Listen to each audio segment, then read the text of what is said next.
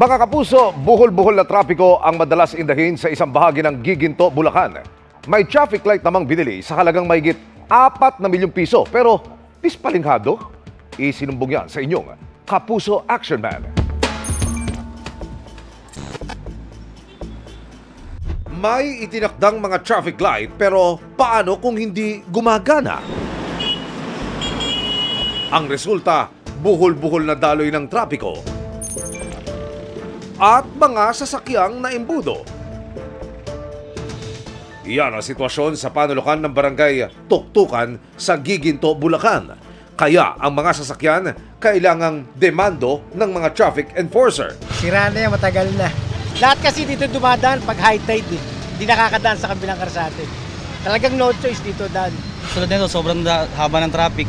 Walang masunod na tamang oras ng pagpasok ng mga sasakyan.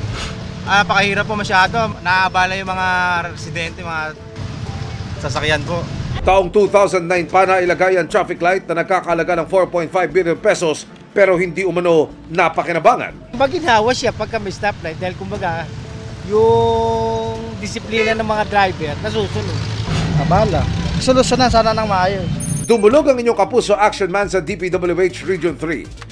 Kinumpirma ng DPWH Region Office 3 Maintenance Division ang problema at nauunawaan ang ahensyang perwisyong dulot nito.